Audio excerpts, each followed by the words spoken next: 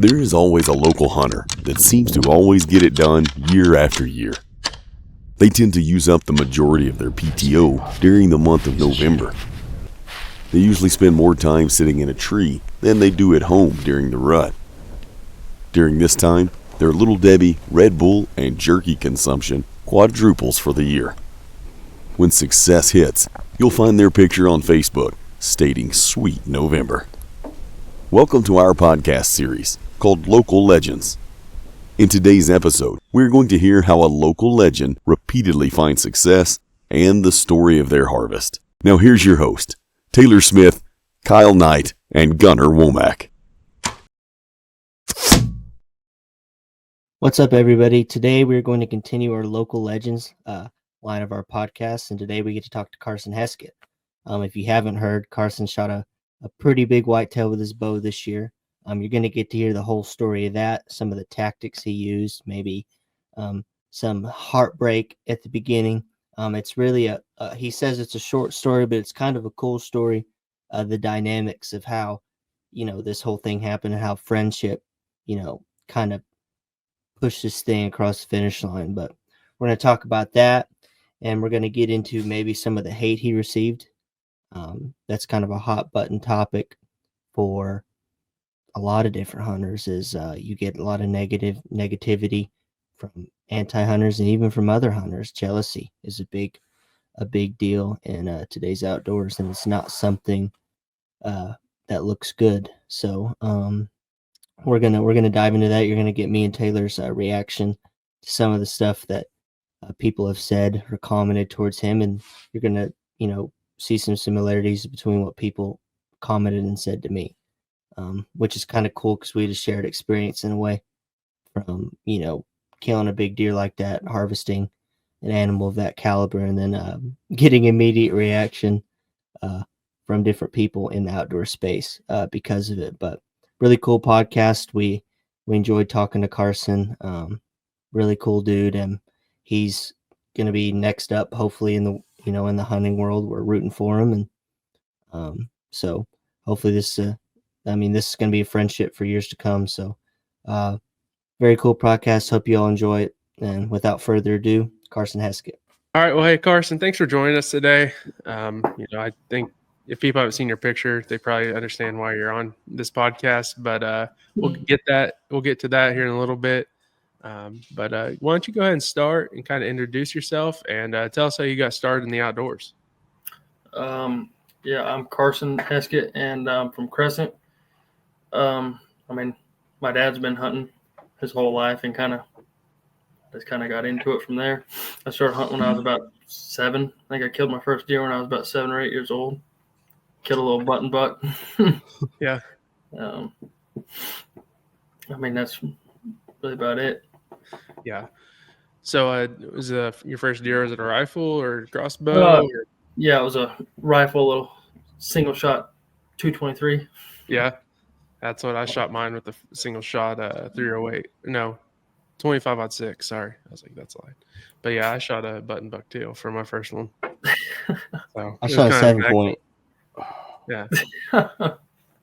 Well, you beat my second buck too, because it was a little 4-pointer. Well, I don't think I shot a lot of my first couple deer, of course, were like a little 7-point. I shot a little half rack 3-point, and then I think I was like, I want to say I was like 9 when I shot my first like good, nice whitetail, 9 or 10. But it was kind of 6th lucky. grade. Yeah, I had to wait for a while. It was actually my first hunt by myself. So, yeah. But so kind of growing up, you said about 7 years old, you shot your first one. From there, were you like going out every year? And like, when did you kind of start hunting by yourself? And like, what's your kind of what's your favorite way to hunt? And like, do you do food plots? Do you do draws? Do you do feeders? Like, kind of go over the way you like to hunt. Yeah, so I have one of my places. It's got big, deep canyons in it. Mm-hmm. So it kind of just funnels, those canyons funnel and kind of meet, and I kind of sit, and there's a big bedding area on that place. And I just kind of sit right on the edge of one of those canyons, right on the edge of the bedding area. Mm-hmm. And that's I like to. This next year, I'm going to put a food plot in there, right on the edge of it. But yeah, I'm just hunting on the edge of it on a trail, pretty much, just a little bit of feed on the ground, I guess. Right. Oh, everyone does that. It's Oklahoma. Yeah. So, and so another thing that caught my eye is right over your shoulder is that mule deer. Did you shoot that one or? Yeah, I killed him in the Panhandle, Oklahoma. Oh, really? Was it a draw hunt or? No, it was public land up there, just regular walk-in public land. Gunner, so you shot your first one too? Yeah, I drew. So I shot mine with a rifle. When I was a youth hunter, I drew up there in the McFarland unit. So you shot him. Do you shoot him with your bow? No, I shot him with a muzzleloader. Okay. Yep. Yeah. Yep. So the evening before I killed that deer, it was our first evening there, and I missed one with my bow at about 30 yards. Oh wow. Yeah, I didn't have a rangefinder on me, and I thought he was a little farther than that. Yeah. And I happened to shoot over the top of him. Oh Yep. man, that's hard. I've done that 100 times. Yeah, he's just a 2x2, but he's a pretty good 2x2. Hey, it's an Oklahoma mule deer. Yeah. I mean, well, heck. The one that was with that one was I think he was a 5x5, and he was pretty dang large, and I didn't even see him until after I had shot that one. Oh man. Yeah. What did you do? Get up and run or? Yeah. So he was bedded down, and that one was standing, and I shot him, and he got up and took off running. Oh man. Yeah. I bet your gut dropped a little bit. Yeah.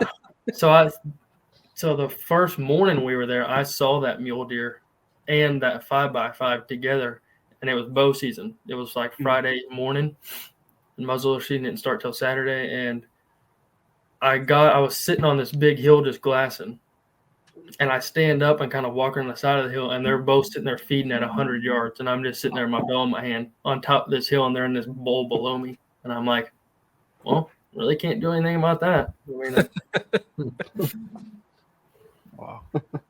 That's cool. So have you done any other hunting out states, or you pretty much just stayed in Oklahoma?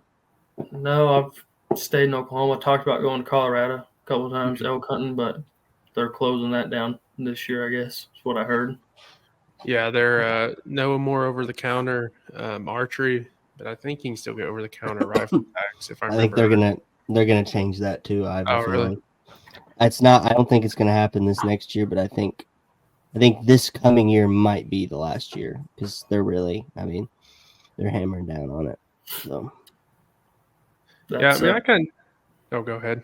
I was gonna say that's one of my bucket lists is kill an elk with my bow. Yeah. I want to have one screaming in my face and shoot about 40 yards or 20 foot, whatever wants to do. But yeah, me too. I think only one person here has killed an elk. Yeah, and he killed it in Oklahoma. Killed a stud. Yeah, Wichita Mountains won the lottery. Yeah, I'll tell you what, I can't draw for that thing to save my life. No, this guy drew like the first year he put in. Yeah, my dad put in for 27 years, and I put in for 3. So I can't seem to draw for anything. I've put in for deer hunts, antelope. Right. But yeah, Kyle's drawn for the last few years an antelope hunt, a really nice, a great unit for deer, and then that elk, all in like the last 5 years. Yep. I drew out. It shouldn't even be a draw hunt. It's sad. There's not even deer there. I know a guy that drew out this year with his son. They put out feeders for the kids, and then none of them even saw a deer. That's how poor it is. So I drew out for that one. Had a little fork point. Yeah. At least you saw a deer, huh? Had a little fork point come out right at shooting light, and I was like, heck, I'm going to shoot him. And I mean, I literally went to get on my gun, and he was going. So, yeah, that's the only one I've ever drawn out for. Gunner's drawn out for a couple good ones, too. I drew out for the Western Wall in Pahuska. That was pretty good. I missed a monster because I'm an idiot. It's about sums up that trip. Yeah, about probably about 170-inch blackjack looking, but I'm not even kidding. Like non-typical. He wasn't a typical, but I mean it wasn't an easy shot. It wasn't a pick me. but it certainly was a shot I normally would make. And so, hey, it happens, I guess. Yes, it After- does. Oh, go ahead. No, you're good. I'm just saying, yes, it does. Yeah, Not to went on- Kyle. yeah, Kyle went on a hunt and he had to shoot a doe first, and he saw 2 giants, and then didn't even see a doe, and then finally shot a doe, Yeah. and then never saw a buck. Yeah, the first day was like a half day because we had to do the check-in and briefing, and it was 40-mile-an-hour winds, and we see a doe and a fawn like, I don't know, a half mile into starting the hunt, and they were in some thick cover. Didn't end up happening. Kind of got greedy with, trying to force an opportunity that really wasn't there. And then, man, it had to be like 12 or 14 hours of hunting. So that the rest of that evening and then the next morning until like 10:30, 11 o'clock before I saw another doe. And in between there was like 7 or 8 bucks. 2 of them were 150 plus, just studs. I had one at like 100 yards, just had to freaking watch them walk by. And then ended up shooting a doe that second evening, but it was only a 2.5 day hunt. So, kind of ran out of time there. Didn't have an opportunity on the Wednesday, the last day, but it was super frustrating. One of the guys that was there, he actually, I don't know what the full story ended up being, but he actually shot like a 6x5. I never saw the buck. Shot a 6x5, and the federal, wildlife officers were telling us that he hadn't shot a doe, and basically he made up some story.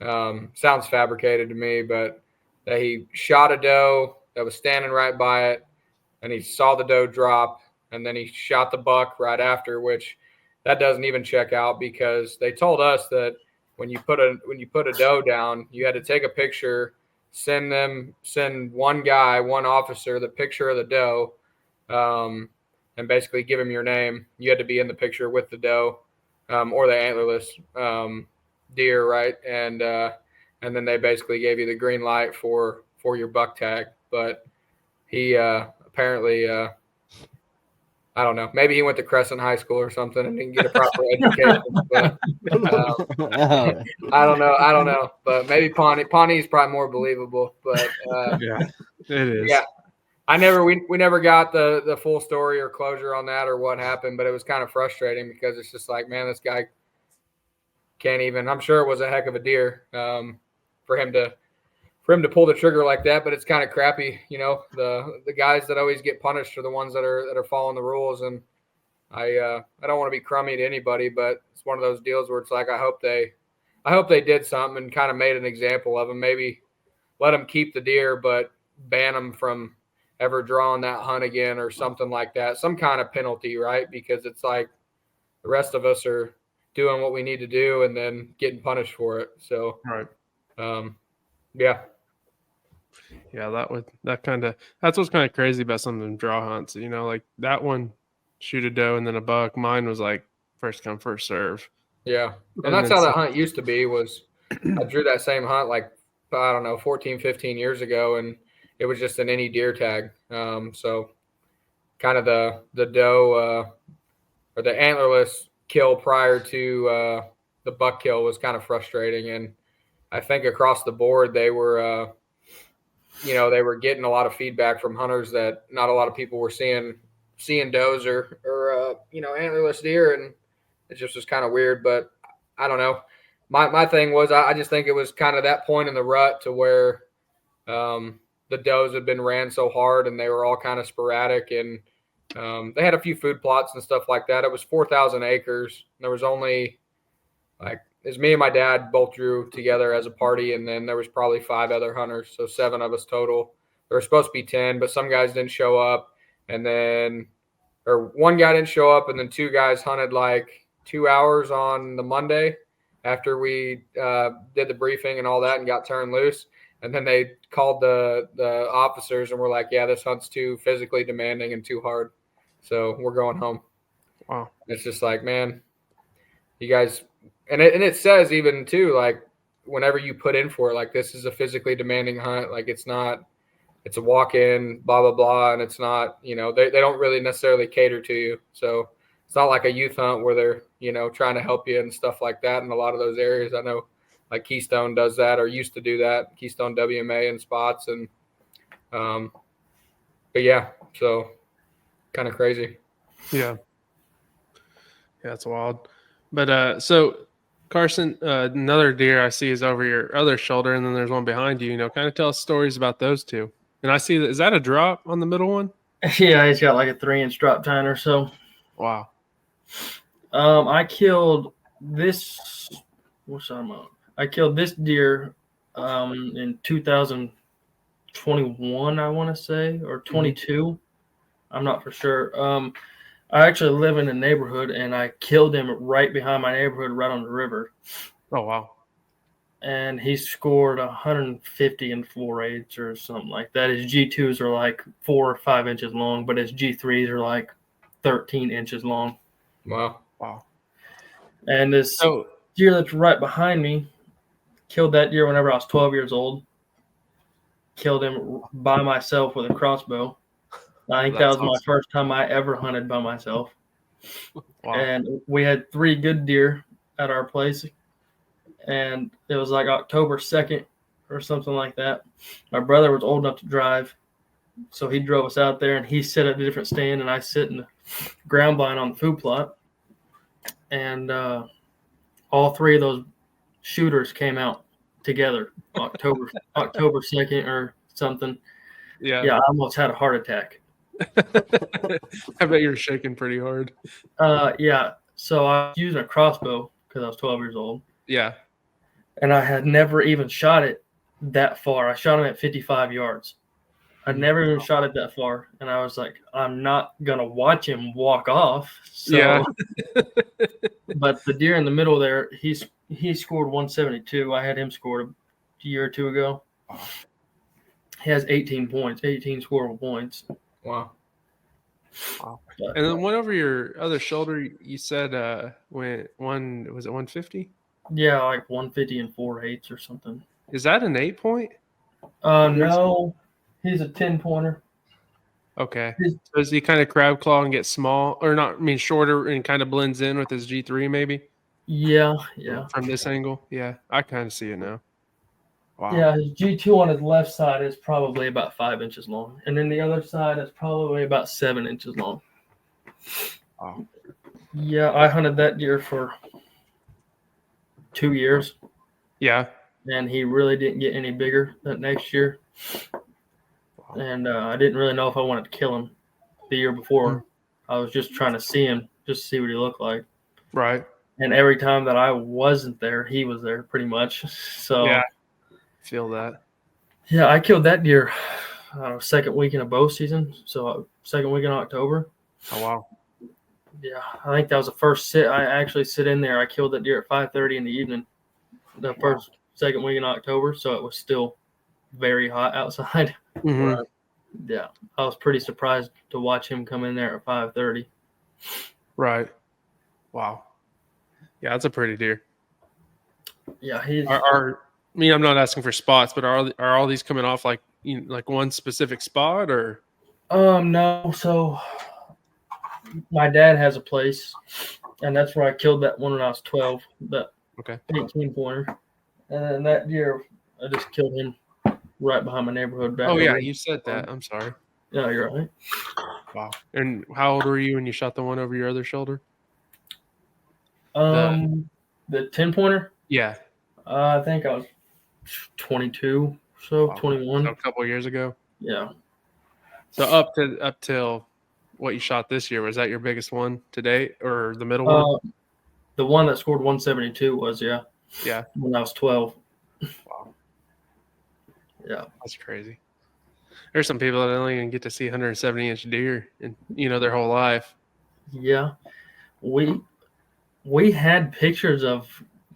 We thought that Zach. What was his name? That Zach guy that killed that great big deer like 2 years ago. Zach. It's on the tip of my tongue. Yeah. Anyways, we had pictures of that deer for 4 years, and he had pictures on 1 year and ended up killing him. I watched him all summer long on this bean field, him and another deer, and they were both very large. Zach Meadows is the guy's name. Yes. Okay. I was about to say, I think I know exactly what you're talking about. Yeah, I think that deer grossed like 213 or something like that, but his deductions ended up killing him, and he apparently missed state record by like 2 inches or something like that. Deductions suck.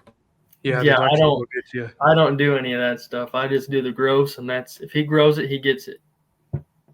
That's what's crazy about Oklahoma. I mean, there's a lot of states, but I'm just saying that because I'm from Oklahoma right now. Is the amount of big deer there? You know, in the last, I shouldn't say last. Growing up, I've seen a lot of big deer taken from here. It's just social media is blowing it up here lately. But it's like the amount of deer you see now, you're like, holy cow, like that's walking here. You know what I mean? Can we even call it a sleeper state anymore? Yeah, Truthfully, I mean, No. I think a lot of people do still sleep on it, and I don't know why. Yeah, no, you can't. I don't. Like I said, social media is breaking. It's hurting a lot of the. Not really hurting, I guess. I don't know how you want to look at it. Hurting's not the right word. People might get upset with that word. It's not helping places. Like thank goodness they raised the prices here to hunt here because we were getting overran without a staters. And, yeah, where I killed this mule deer at. Yes, it was unreal. People, I mean, I don't even think I saw anybody from Oklahoma even there.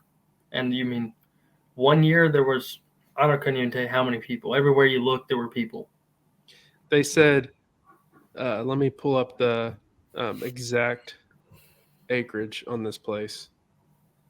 But on opening rifle, I was told there's 48 vehicles here this year. Last year, they said there was more. I wonder if you're talking about I'll just let you do it. I was going to guess maybe the kettle. No, this one is kettle. This one's around us. Oh, really? Is what makes me mind blown.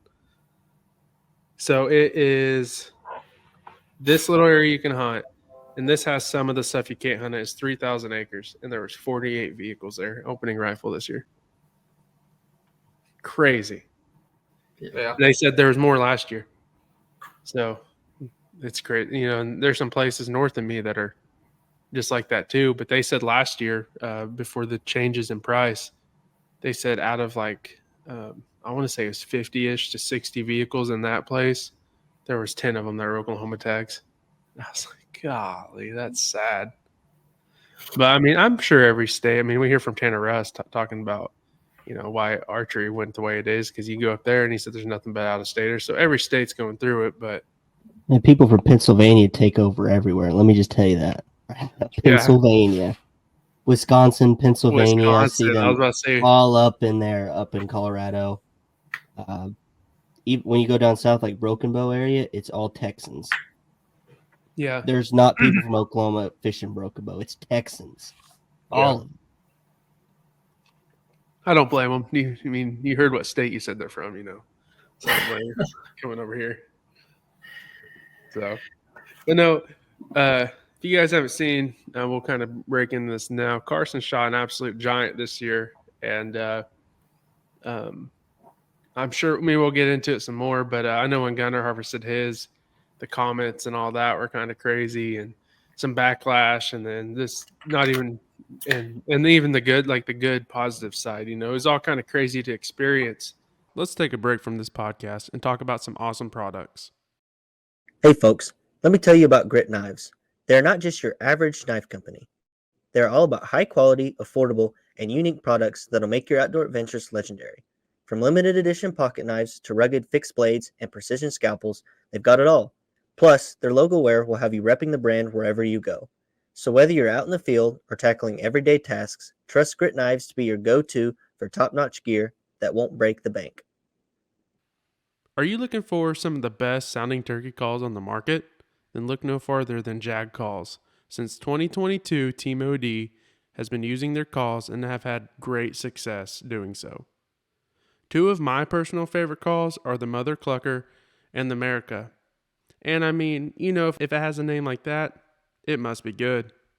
Check out JAG Calls, that's JAG Calls, out at jagcalls.com. Hey, and while you're at checkout, use OD 2024 for a discount. Once again, OD 2024 for your discount. Now let's get back to today's episode. So let's kind of go in the story of your deer, Carson. And then, like I said, if you're watching on YouTube, I'll definitely post pictures of his deer. If you're not, definitely go check him out on social media. It's incredible. But Carson, kind of start from the beginning, like going into this year, what you were looking for, and transition, and then what happened. So, well, this year I had a couple bucks that I was kind of going after here and there, and one of them I wasn't for sure. He had about a 4-inch drop tine on one side, but he was just a young deer, and I didn't know about shooting him. And I ended up seeing him during the rut, during black powder, and I had about a 2-second window if I was going to shoot him or not. I'd seen the back side of him, and I decided to shoot him. And he ended up having like 15 points or something like that. And he probably went 150 with 15 points. I mean, he was just a young deer that I really wish that I wouldn't have ended up shooting. But so I had that in muzzleloader. And then right before rifle season, my buddy is a Wichita fireman, which so me and him kind of do everything together. Like, we're best friends. So, I mean, hunting wise, we're always with each other doing whatever. And 2 years ago, he told me he had a big deer in his backyard. And I was like, well, I mean, why didn't you kill him? I mean, he's in your backyard. Yeah. He's, well, I don't think he's big enough, so I'm just going to let him walk. And I was like, all right. And we went out there during rifle season, saw the deer. We let him walk again. Then this last year, we ended up going back out there. And he probably scored, I don't know. I mean, he didn't really have that big, long, I don't know if you call it another main beam or what you call right. it. Anyways, he didn't really have that. He just kind of had a little sticker off of his front. And I think he was too far, or he had missed him that year. I don't remember what really happened. But anyways, fast forward to this year. In September, we started getting pictures of him. And we're hunting, like, I mean, obviously can't really hunt him in September, but his daylighting just about every day in September, like big bucks usually always do around here anyways. And then first week in October, we heard a big deer got hit on the highway there. So we really thought that was probably him. I mean, we really didn't have pictures of any other big deer. We had I don't know, 130-inch 10-pointer. Yeah. And so we just pulled the cameras off there, and he didn't have cell cams. So he really couldn't get around to check the camera anyways, unless I went and did it. And I was always putting feed out for him, checking cameras and doing whatever at all three of his places. And we were talking to a guy, and he said he's been seeing a big deer on that place. And I was like, hey, you need to start putting cell cameras out. I was like, I know you're up there in Kansas. I was like, there's a big deer around here somewhere. I was like, he still might be alive. So he ended up putting a cell camera up, I don't know, the night of the 18th, I think I want to say, something like that, November 18th. And I was sitting at home, sitting around, and he shared his camera with me so I can look at it on my phone. Yeah. And I look at it, and there he is. Sure enough, he's alive. Wow. He's chasing a doe. And I called him 3 or 4 times. He didn't answer the phone. Like, dude, you need to pick up the dang phone. I called him, and he ended up calling me back, and I was sending him the picture, too, on text messages. And he was like, I cannot believe he is alive. And I was like, me neither. He said, I won't even be able to be there in a week and a half. He said, go in there and try to kill him before the highway does or somebody else does. Because it's a big rye field with big, like, I don't know, probably 20 acres of timber on each corner and little pockets of timber on it. And I was like, well, there's zero pressure in there. Nobody's hunted in there all year. He's went one time, I was like, the deer's living there. He's Right. living in the place. So I went in there the morning of the 19th, and he's texting me. He was up because he was just got off duty, and he's like, "Are you sitting?" I was like, "Yeah, I'm sitting in the stand. I'm here." And it's right on the edge of this rye field. There's a little pond behind it on this little nook of trees, and in front of me is a big line of just timber on the edge of this rye field, and I'm sitting there just, I don't know, it gets about shooting line, and about 20 minutes into shooting line, I see a doe pop out right in front of me. And then I'm just sitting on my phone texting him back, and then I look to the left of her probably 20 yards, and he's just standing there, just look. And I was like, oh my God. And I had told him previously before I saw the deer, I said, I mean, I probably won't see him. So, but I guess I was wrong. And there he was a couple minutes later, he's standing there. And he's just he's just tending her with her, like tending her. He wasn't like chasing her. He was with her. Yeah. So he walked out into the field, and I ranged him, and he was at 102 yards. And I was like, and I have my bow with me. Fantastic. So she ends up going off into the trees, and pretty much that was that. He ended up following her. So I went back that next evening, and I don't know, an hour before shooting light was up, she come back out into the field and still right on her, just following her. And I ranged him at 250 yards out in that field. She was just feeding out there, and he was bedded down next to her, just laying there with her. So I was like, what can I possibly do to get this deer off of this doe? Which I was like, there's probably nothing that I can do. Right. To get him off of her. But I was like, I'm going to try grunting at him. I'm going to try rattling at him. So I'm grunting at him and rattling at him, and he stands up and is just looking at me. He won't leave her. And then another little buck come running out of the trees at me and runs right underneath me. And then I just sit there and wait a couple more minutes, and I was like, I'm going to start rattling again. Maybe he'll get curious and kind of come over here, or she'll start to walk this way at some point. So I start rattling again, and that little buck jumps into the pond behind me and is standing at the base of my ladder, just standing there. And I was like, oh, God bless. Yeah, he was broke off on one side. He was really looking for it. And so that doe ended up kind of that evening, she walked about 65 yards from me, and he was 85 yards. Oh. He was just right there. And I was like, golly, dude. So I waited probably 20 minutes after shooting light to even sneak out of there, which I got a good access into there. So I snuck out of there. And that next morning I went, and I didn't see him. So I was like, I really hope he didn't chase her off somewhere else. So that next evening, the 20th, I was sitting there, and I hadn't seen very many deer. Saw a doe, and it's 4 o'clock at this point. I mean, it's early still. Mm-hmm.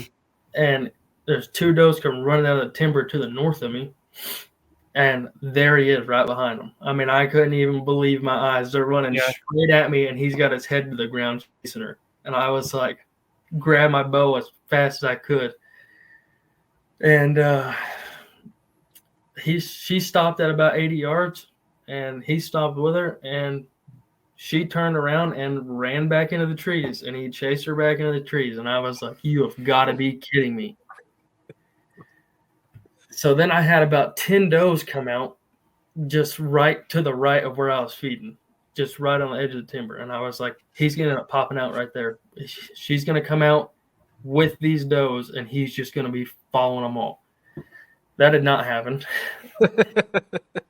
So at about 4:40 that evening, that doe comes running back out of the trees. And I have 10 does at my corn pile, like I said.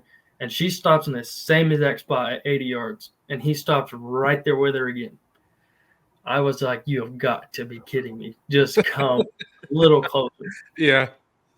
So he ends up walking down the tree line to check these does, and most of them kind of push off because they don't really want a whole lot to do with them. And one of them stayed there. So he walks all the way to the feed, which is 35 yards, and he kind of nudged her, and she took off. And as she started to walk off the rest of those are behind some trees kind of to my left because I was pretty hid back into off the field. And I draw back, and I'm just thinking to myself, do not miss. If you miss, nobody's going to blame you. So I'm drawn back, and I'm like, I can shoot pretty dang good at 35 yards, like the size of my hand groups all day long. But shooting a big deer at 35 yards is a totally different thing. I mean, I was stressing out, drawn back, and I was like, just don't miss, dude. Just don't miss. And he's facing me the whole time. And he's kind of feeding a little bit. And he just kind of picks his head up and looks towards those does and takes a step to the right a little bit and kind of just turns his head to look behind him. And I could just see his shoulder. And I was like, I'm going to punch it right through his shoulder, and it's going to come out as off rib. So I'm just going to tear everything up in there. So I punched it right in his shoulder, and it come out probably second to last rib. Oh, wow. And I couldn't believe it. I mean, I couldn't. My arrow didn't blow all the way through him. I'm guessing because I never found it. Yeah. But I think it was hanging out of him and it flew off. But he ran about, 60 yards from where I shot him, and I watched him fall over in the rye field. Oh, wow. That's awesome. And I have never seen so much blood come out of an animal in my entire life. That was my first time ever shooting those G5 T2 broadheads. They're brand new this year. Really? Yeah. Did you say T2s? Yeah, they're T2s. They're G5 T2 broadheads. Huh. And is that a fixed or a mechanical? It's a mechanical. Mechanical. And I am a firm believer of those broadheads. I have never seen anything like that in my entire life. But so I shot him. And my buddy's up in Wichita, and he said, if you shoot him, I'm off today. He said, I'll come down there. And I'm like, all right. So I'm calling him. I called him probably 3 or 4 times, and he didn't answer the phone. And I'm like, dude, you've got to pick up the phone. And I called him, and I was like, dude, I just killed him. And he was like, shot him? And I said, no, I killed him. He is dead, laying there probably 80 yards from me. That's awesome. And he was like, all right, well, I'm on my way from Wichita. So then I just started calling my dad, and I was like, I killed him. I mean, I hit just calling all my family members, and I was like, I cannot believe that I just killed him. It was a pretty surreal moment. It was unreal. So when you went down, did you wait for your buddy from Wichita to get there, or No. Did you not take it? Yeah, I couldn't. I got down and walked over there to him. I waited probably 25, 30 minutes after he had fell over, just talking on the phone, telling people that I had killed him. And I walked over there to him, and I was FaceTiming him whenever I walked up there to him. And he was like, he is a lot bigger than what I thought he was. I was like, yeah, he's quite a bigger than what I thought he was too. And I've seen him the last 2 days. Yeah. No ground shrinkage. Oh, no, he did not. He looked smaller on the trail cam pictures than what he actually was by quite a bit. Wow, that's kind of rare to see. A lot of times you get one on camera and they come in person, and you're like, man, he kind of shrunk about 10 inches. Mm-hmm. Yeah. So you said they've had him for what, 3 years? Two that we know of that he's been pretty good size. Yeah. What? How big was he last year? Or if you had to guess, what would he score? Or would have scored? Sorry. Probably 160s or so. I would imagine something like that. And then what did he go this year? 187. Golly. That's what he grossed up to be, was 187. Right. How big was that third main beam sticking off the base? It was probably 12, 13 inches long. Wow. It was pretty much just a big dagger point. Yeah.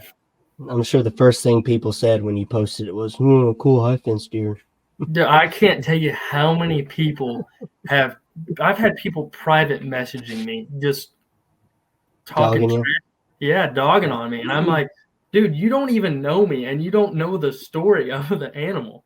Right. Yeah. So then I texted Gunner and I asked him, I said, whenever you killed that deer, did you have a bunch of hate from people? And he's like, dude, you wouldn't even believe it. I was like, I guess he hadn't seen the picture of my deer at that time. And I said, I hadn't seen it yet. I said, I do believe it because it's happening to me right now. I said, it's unreal. He sent me that picture, and I was like, golly. I was like, I can't believe I didn't see this deer. And then I immediately my brain went to, oh, man, he's getting hammered right now. He's in the early stages. I didn't I'm just even know getting that was hated a on. thing. So I listened to a bunch of podcasts, actually, like Seek One and all Yeah. that kind of deal.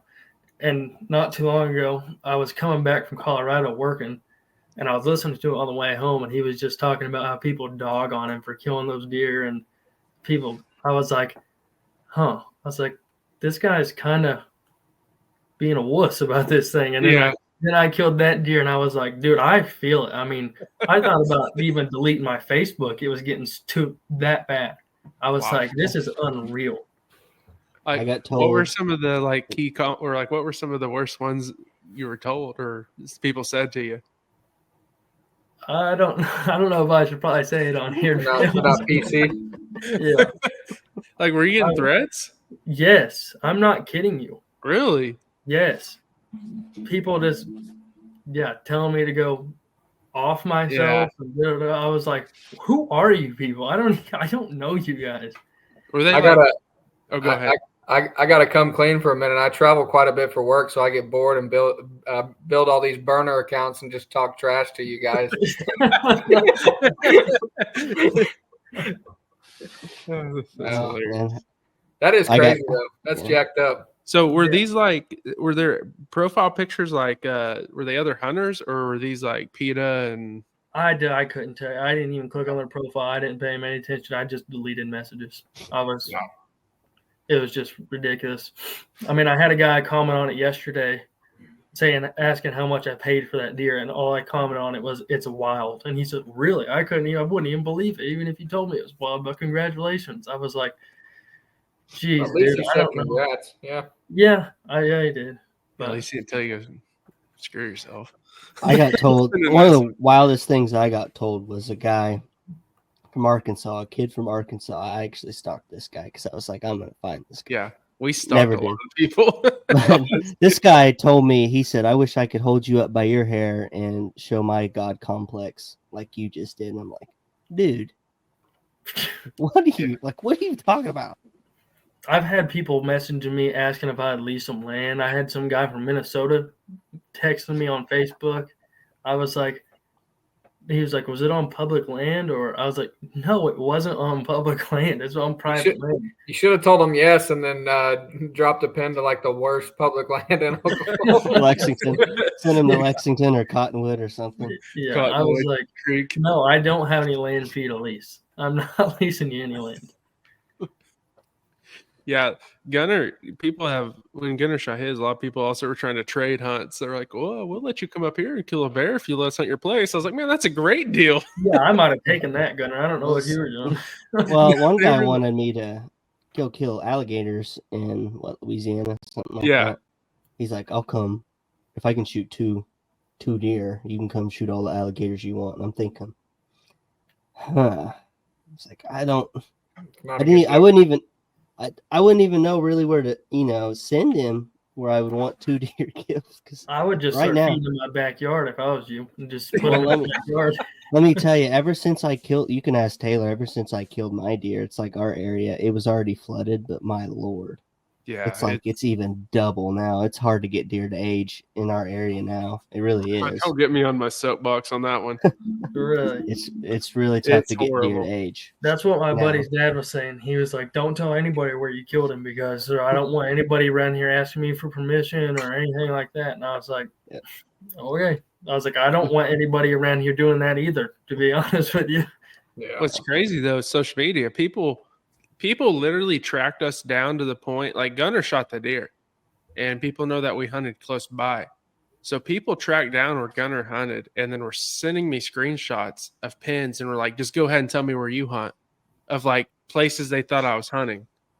That's pretty crazy. And they were going off my girlfriend's last name, and they have a lot of land, and there's like 3 other families over there that have the same last name, right? So they were like, "Which one are you at?" And it's funny because the one I'm at doesn't even have their last name, so jokes on everyone.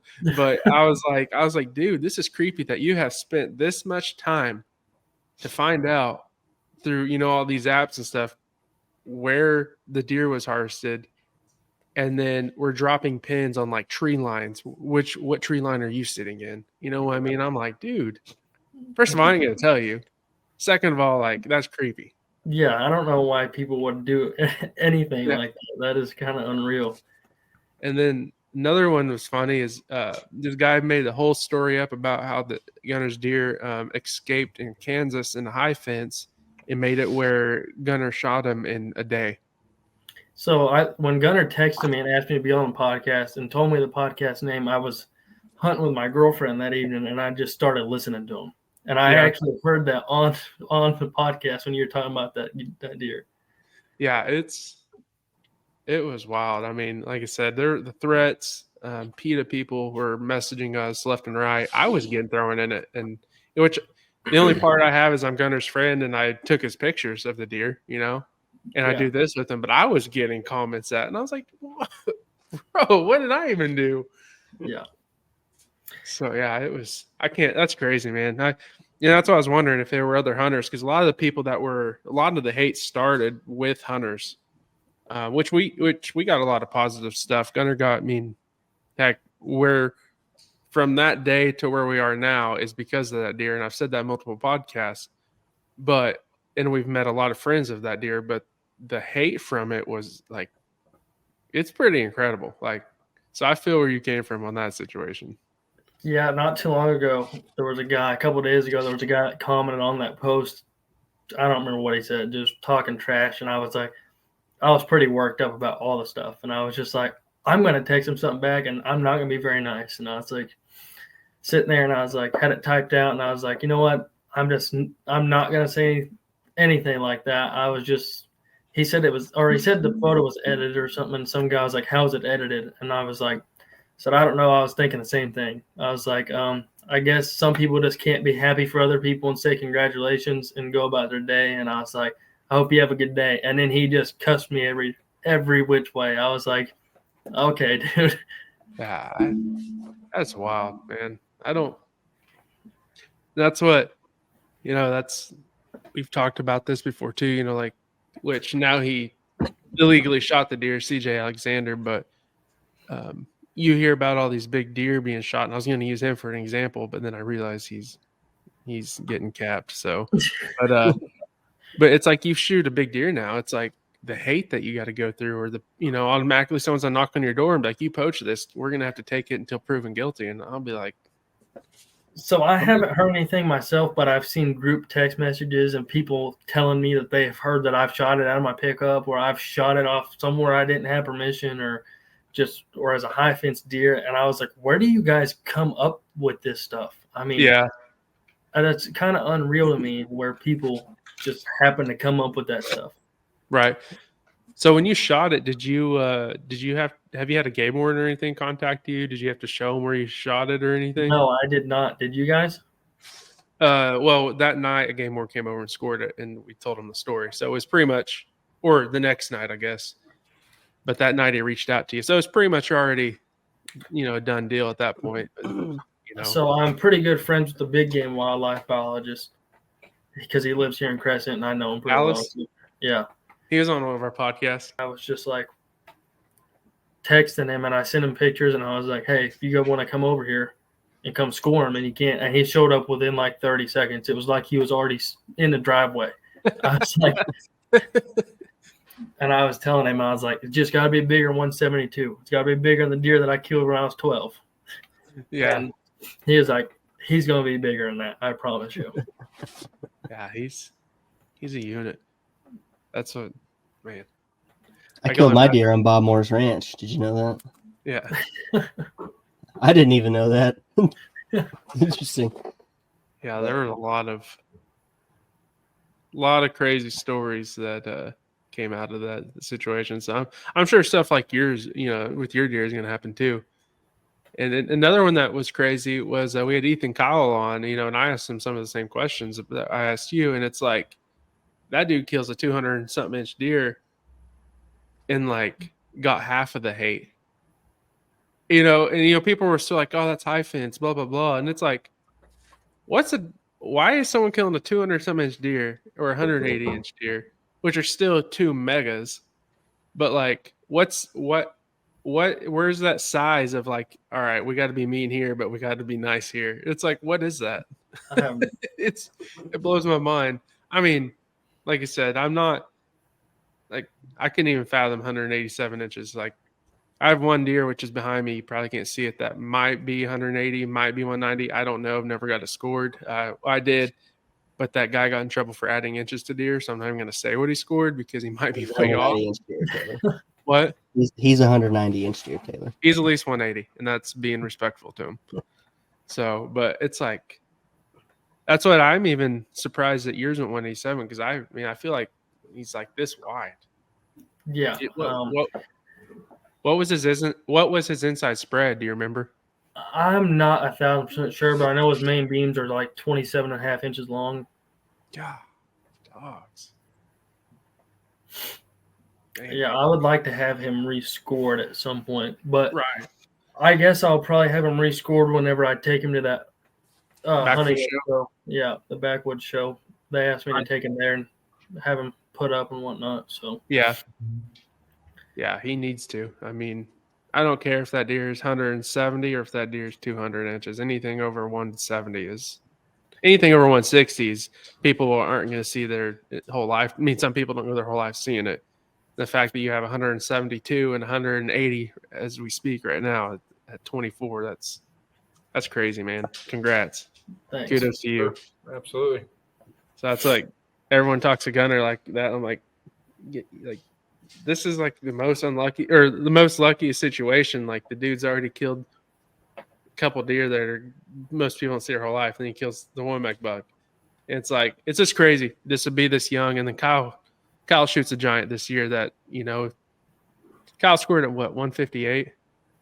Yeah, something like that. But I think he missed the measurement, because I don't see that deer being 150. It's like 160, I think.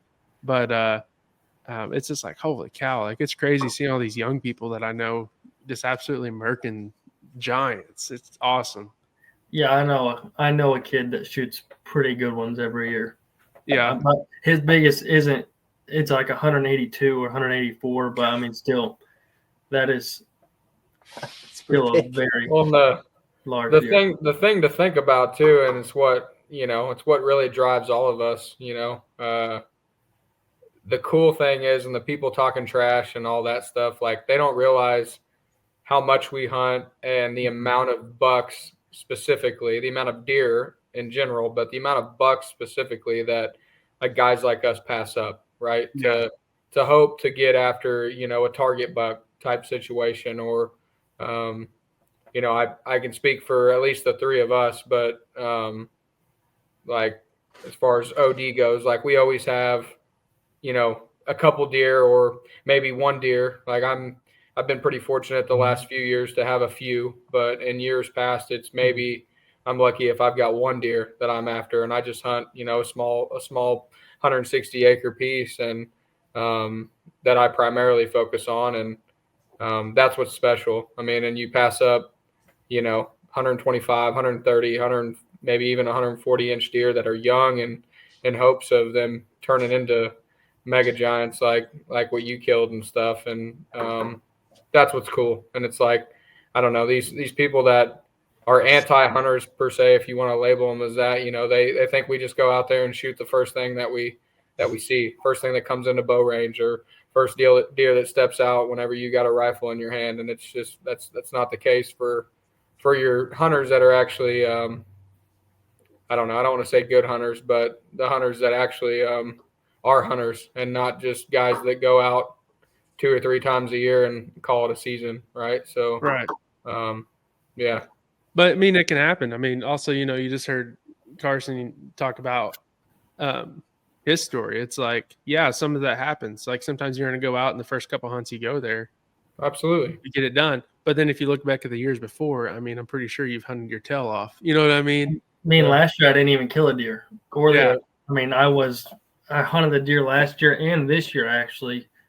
That probably goes 190 or probably better. Right. And he's probably, I don't know, I'm going to say he's probably 8 years old. Wow. I mean, he is ginormous. He's a He monarch. has a 9-inch drop time probably. Man. And it's just unreal. I saw the deer 6 times last year. One time I had him at 20 yards. He was behind my ground blind and I couldn't shoot him. Wow. And I passed. So that place I passed, I don't know how many 140, 150 inch deer there just because I'm after that one deer. I mean, I have a probably 100-inch 6-pointer. He's got forks and eye guards, and I didn't shoot that. My dream deer is a over 100-inch 6-point. So don't be saying that on here. I'll send you a picture of him after a while. I mean, he is unreal. This year he's a 4-pointer because he broke his eye guards off. Oh. But I mean, well, if my memory's serving me right, you shot one muzzleloader. Yeah, I told you. And you shot this one, so you don't have any tags. I got 2, buddy. If you want, Kyle won't let me go to his spot. No, I'm joking. I never said you couldn't go there. I'm probably a little nicer than Kyle. It doesn't matter. No, that's another thing you talk about, these deer, and it's like, people just think we're out there to, I hate the word kill just because it makes people upset. I don't like I'll use it, but I don't like using it because people are like, they hear kill and they just think of one thing. But it's like a lot of people understand like the amount of time we put in, but then the amount of effort we put in for these deer. And I'm going with that is last weekend I shot a deer, and man, I put in miles on my boots. I put miles behind glasses looking for birds. Can't find this deer. Don't know how I didn't kill him. Like crazy scenario. These two have been part of the whole story. And I got a dog in there. Paid for a dog to come in there. The dog trailed it. We got to a place we couldn't get permission on. Called in a drone that night. And then I spent almost every other day that I could be there glassing on hilltops looking for buzzards flying and just can't find this thing. So either he's alive or he ran to Kansas and then fell over dead. No idea. But it's like we put in the time to get the deer, and then we put in a lot more time to find the deer. You know what I mean? And it's like it's not like we're like, I couldn't find him, We just kind of looked for him and left. We can get another one. It's like the story doesn't end once we release, the arrow or pull the trigger. It's like that's where it starts. And and that's what people don't understand either. And that's what I've had comments, and this is aggravating. And some have been my family, like, you put that much effort and money to find that deer? And I'm like, why do you even hunt? Like, if you wouldn't have done the same thing I did, and I had 4 years with this deer, he wouldn't have been my biggest deer ever, but the only deer I've had 4 years of videos and pictures of. And he's actually in one of my other harvest videos. He's the one walking up to a deer that I ended up shooting in that video, trying to fight him, and it's like, that's what I think is awesome.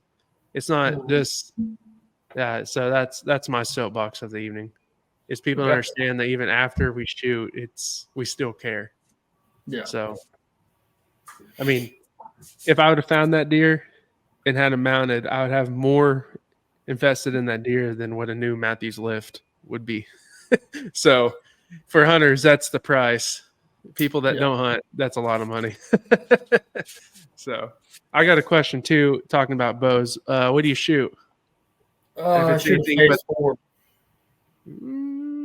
Look at that. That's why he killed it, because he shot a Matthews. What arrows are you shooting? Never mind. Oh, never mind. So you shot yours with a PSE. I'm sorry. Yeah, my Matthews. We won't even get in my year. My Matthews. I had a little crazy incident about a week into season. It broke. So my backup bow that I couldn't sell is a PSE, and so I brought it out. And I was going to buy a new Matthews and never did. And then I can't find a deer. So that's probably what happened. There's a problem. Yeah. I'm kidding. I shot a PSE for, I don't know, 8 years. I mean, that's what I shot that deer with, 150 deer. Shot him with a PSE. I mean, I just bought this Matthews probably the weekend before October. and I just started shooting it. It's going to bite a lift, but I didn't really want to have the problems that bow was having. The limb problems, yeah. Yeah. I didn't want that to happen while I'm drawing on a deer or something like that. So I was like, I'll just buy the Phase 4 because I know a lot of people that have them, and they said they're pretty good bows. So I'll just take the word, and I absolutely love it. So. Yeah, I've heard that. The reason why I was asking you about the Matthews deals because 2 of us are Matthews and one's a big Hoyt fan. So, see, I thought about getting a Hoyt. I thought about buying the Alpha X, and I was like, I don't really know. But then I kind of settled on Matthews, and I heard about the limb problems, and I was like, I'll just go shoot both of them.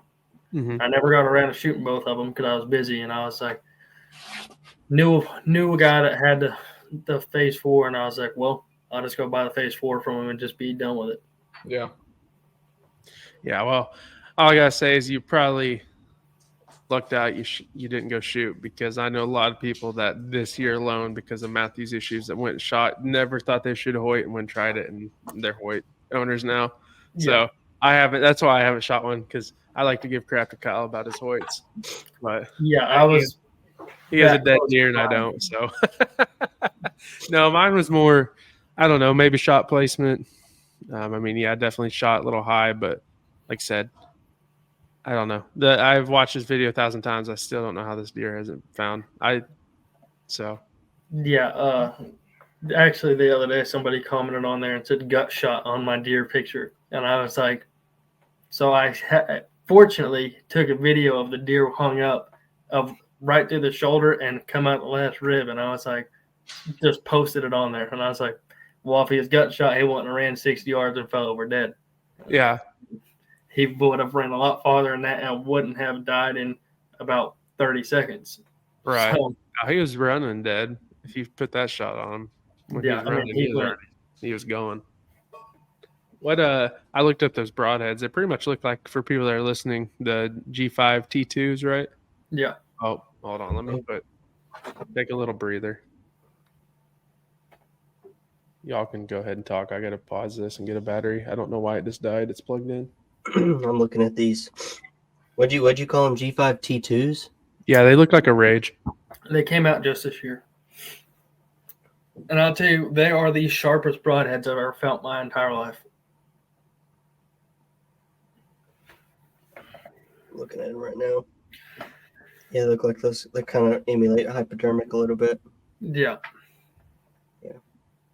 I used to shoot Rage hypodermics, and then old Kyle got me on the Shuttle T train, and I've shot 2 deer with them and had 2 pass-throughs, and they just murdered them. So I can't go back. Do those hypodermics, do they have a cut on contact? I killed my deer with a hypodermic. I got an open pack right here, Gunner. Oh my gosh, I love those broadheads. I shot my deer with hypodermics. It didn't really it got good penetration, but it didn't get as good as I'd like for danger. Yeah. He died in 20 yards. I mean, I hit him perfect. I couldn't have hit a deer more perfect. I think most broadheads, all broadheads probably, if you put a good shot on, they're going to die. But yeah, absolutely. I mean, I can't. Do you guys shoot fixed blades? Yeah, I've shot fixed blade. I've killed deer with. Man, I've tried just about everything. I mean, I've shot deer with Rage hypodermics, Hellraisers, G5 Montex, Schwackers. That's an expandable, but a couple of those, the Rages are expandables as well. But Ulmer edges are really good too for expandable. I've used those. So Randy Ulmer, they're kind of hard to find, but I got turned on to these Trophy Taker Shuttle Tees a few years ago, and they're freaking money. I mean, they look like a rocket ship. When you can see, They do. They look kind of dorky in the picture. Yeah. So, and a couple years ago, I beefed up. I've got 3 Hoyts, and then I just bought a Carbon Levitate. So, I've got one that's I shoot 100 grains out of, but my bow that I hunt with is an RX1. My go-to bow, and I've hunted with that bow for years, and I beefed up and went to 125s, and shoot those 125 shuttle T's and with a 5mm FMJ, Easton FMJ, and yeah, it doesn't matter. I mean, I have full confidence that like if I was to make a bad shot and it would blow through both front shoulders. I mean, on a deer, like with the amount of kinetic energy. I've never ran it through a calc or anything like that, but I'd imagine it's like probably close to 75, 80, probably 80 plus foot-pounds of energy, which is like enough to kill a Cape buffalo. I mean, it's unreal. So yeah, it's pretty good for 45-pound draw weight. Yeah, something like that. Sounds like you could probably shoot through a tree if you wanted to. Yeah, but I don't know. It gives me confidence and just, I don't know. I can't tell you the last time I've shot a deer with that setup, even prior to beefing up to the 125s. I've shot FMJs probably for 10 years, and I can't tell you the last time I have not had a pass through. I mean, it's bar none. Like just those arrows, and I don't know. I'd say if there was a downside to them, like I don't know if you target shoot a lot, which sadly I don't shoot as much as I used to, like when I was in college and stuff 7-8 years ago. But like they do get nicks. Like if your groups are tight and you nick one or something, the arrow may get a dent in it because it's it's a metal covering or aluminum type covering on the carbon shaft, and so you do get dents, and so you got to be really careful and make sure the integrity of your arrow is intact still and stuff like that. But I don't shoot the same. Like I have my hunting arrow set aside to the same arrow, exactly the same length and all that, and GPI, but I target shoot with separate arrows than what I hunt with. So I usually have like 2 dozen that are just dedicated to hunting, and then a couple dozen that I target shoot with that are exactly the same. So whenever I think one's in bad shape, I ditch it. But it's expensive, but I don't know. They get the job done, that's for sure. Worth it, though. Oh, absolutely. Those G5 T2s, they could make them in 125 grand. You ought to try them. Yeah, I might have to. I've heard a lot about the mega meats too. Yeah, I bought some, but I never actually shot a deer with them. I just heard they aren't that durable. They break pretty easy. Yeah, I shot a deer. Man, I don't remember. It was with the old kind of mega meats they had. I shot him at like 58, and he ran. I mean, I didn't get the pass through, but he ran 30 yards and blood everywhere. I'll tell you what, some broadheads that are pretty cheap and they're expandable. They're NAP kill zones. Yeah. I mean, I've shot those and my dad shoots them. I mean, I shot those the last, I don't know how many years. And it looks like somebody's throwing blood out of 5-gallon buckets. I mean, I've never seen anything other than a deer that I shot anything like that. And they don't run it. I mean, I've gut shotted one with it, and he ran 60 yards and fell over. Yeah. I mean, I've got a few of those in the box. I've never shot a deer with them, but I've bought some before. Yeah, I've used Muzzy MX4s. I've used Muzzy Trocars. If you could name it, I've probably shot at least a doe with one over the years. If you're just looking for a cheaper broadhead, that's something to look at for sure. Those NAP kill zones. Yeah. What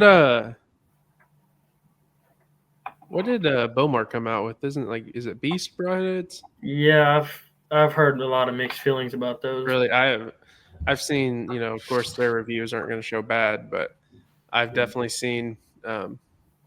I guess one guy did post maybe on Oklahoma Hunting and Fishing or Oklahoma Bow Hunter. I want to say it's from Oklahoma, but he had a bad rep with it. I think a blade broke when it hit the rib or something. But these are ones that I'm wanting to try. These are Australian Cayugas. Oh, those are single bevel. Is that what they are? Yeah. They've got a little bleeder on them. Sorry, I'm trying to keep them in the camera, but Adam Greentree, so he's an Australian bow hunter that I follow quite a bit, but he shoots those, and so they cost quite a bit of money to get them shipped over here. I mean, they're probably, I don't know. I mean, they're $60 or $70 for a pack of. I think I got 5, and that was in Australian dollars. I don't know what the conversion is, but it was all in. It was like, I don't know, like $120 to get them shipped over here, pack of 5. Shipping was like another $40-50 to get them sometime in the next lifetime. But it may be cheaper now. That was during COVID times. So That's Yeah, not I a was- bad price for a 5-pack though. No, Yeah. I was running the Grizzly sticks, single bevel, and they're like $80 for 3.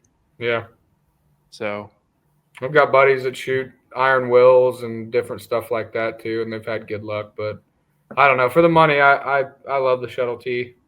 yeah, And like the way I talk about them, sometimes people are like, "Are y'all sponsored?" I'm like, "No, they don't even know who we are." You know, I promise you, they never heard of us. I've tagged them a couple times in our stuff, but I promise you, they don't even know who we are. But they're freaking legit. I have shot a turkey with them this year, and that turkey like knew his hit, but it was like almost like a what in the world is happening, you know, and just kind of got out and just laid down, you know, and everything around it was like all the others were like, what in the world just happened, you know, and then I shot this year's deer with it, got a pass through that, like I said, they're probably more of a poor shot than it was anything. And then I shot that deer last year at 36, 38, somewhere in their yards, and it ran 20 yards and fell over. And that was a pass through. I mean, I found my arrow stuck in under the dirt 10 yards behind it.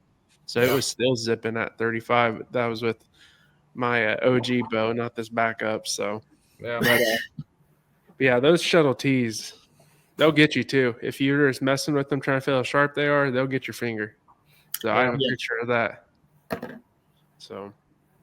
and I don't know. The big thing for me and what I like about them is, like, I am more of a fixed blade type guy, but they do fly like a field point, like legitimately. I know a lot of companies advertise that, like flies like a field point or whatever, but with a lot of like the G5 Montex, they're great. They're great broadheads as well. The Hellraisers, NAP Hellraisers, I've shot a lot of deer with those, but the Montex specifically, they do whistle. Like even if you're shooting into wind or whatever, right? But like your fixed blades that, you know, just the way the 4, I think it's either 3 or 4 blades that come down and they meet, and then there's like the hole right in the middle, so where like you are subject to some whistling and some excess noise that, you know, could potentially cause the deer to jump the string and stuff like that. So I don't know. I talked to my uncle quite a bit too. He actually hunts a ton, or has hunted a ton in Colorado,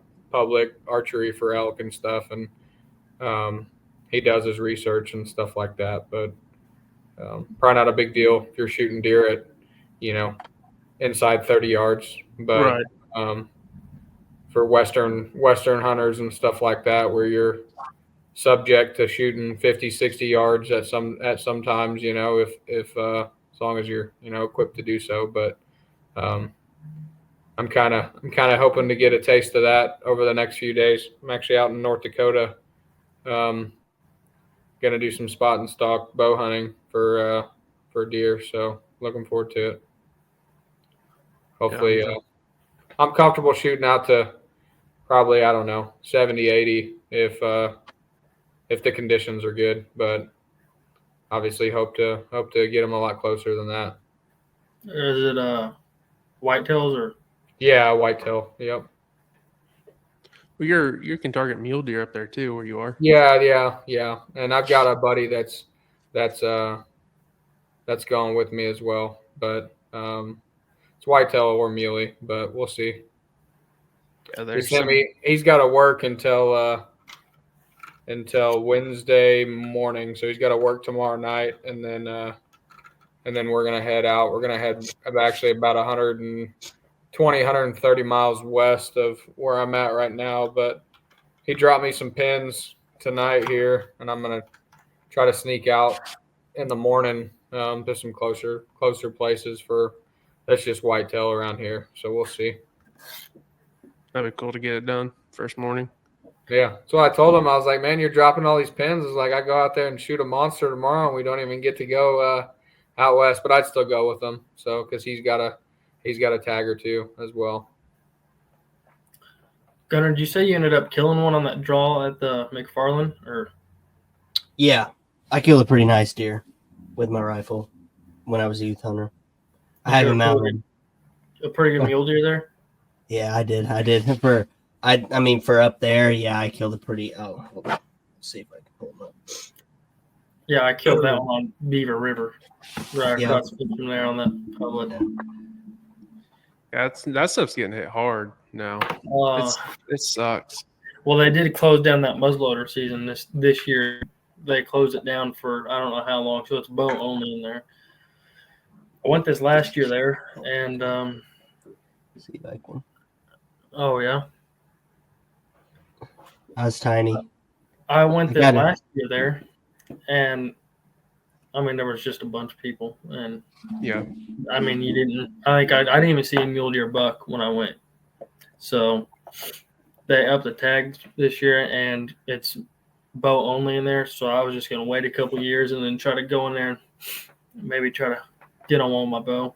But Carson, after you shoot a deer like that, what and you're tagged out this year, what's your goal for, or what's your plan for this year, and then what are you going to look forward for next year?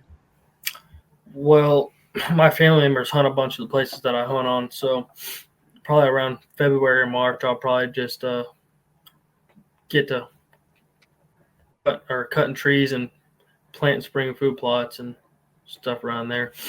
I really haven't ever planted spring food plots, but I think that's something that I'm probably going to get into because I like that 187 inch, so I think I'm going to try to have a couple more of those. Yeah, be like Lee with golly, why'd I go blink again? Oh my God. Yeah, be like Lee with Seek One. Have how many deer over 200? That's unreal. So Yeah, do you have a couple deer that you're set or going to kind of watch out for next year, or? Yeah, I for sure have one that's probably going to be a shooter next year. But I mean, if that deer that I was telling you about has that great big drop time, makes it, I'll obviously be hunting him again. But he's probably on his downhill side. Right. I had about 170-inch. You can't count that big 6-point because Taylor's going to come shoot that with you. Right? So. Listen, I could have killed the 6-pointer last year, and I really regret not doing it. The only reason why I didn't do it is because that great big deer, the drop time, was standing at 90 yards on the tree line looking. Yeah. If he wasn't standing there, I would have just gave it to that 6-pointer, but I couldn't do it. Yeah. Does anyone in your family, do they hunt where that drop time is? No, they don't hunt there. I'm the only one that hunts there. I didn't know if there was a chance someone else might be able to tag him this year. There's a guy that hunts across the fence, but that deer only usually hangs out there the whole month of October, and then he leaves. Like, he stays on a summer pattern for all the way until, I don't know, last week in October, and then he leaves for the whole year and goes south half mile and lives there. But I'm pretty good friends with the guy that has him from then on the rest of the year, so I talk to him all the time. Told him if I was to kill him that he was more than welcome to come look at him and put his hands on him, and he said the same to me. So, I mean, if he killed him, I really wouldn't be that upset about it. I mean, nice guy. I mean, congratulate him and go put my hands on him. Right, yeah, that's what it's about.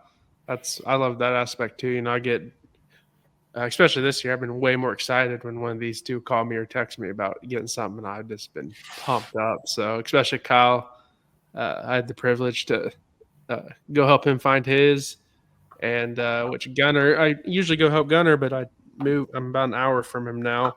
So, when you get one down and it's down, it's like, I got to wait here an hour for my buddy, and usually his dad's there. So I don't get to go help him as much. But, I love going to help other people and seeing their deer and seeing the excitement. So, that's what it's about. People can run your harvest real fast. You know what I mean? Like, talk down on you or be like, oh, I had him, or I'll give him another year, all that. But when you have someone that shows up excited, that's definitely a good feeling.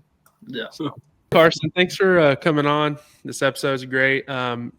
If you guys are watching on YouTube, I'll have some pictures of this deer. Maybe I can get some trail cam pictures if you have them and post them on this podcast. Mm-hmm. So if you guys are listening, check out our cover picture because it'll be on there for this podcast, cover art. And yeah, Carson, thanks for coming on and giving us your Thank story. you guys for having me. And go kill a bigger one next year. I'm sure I'm trying.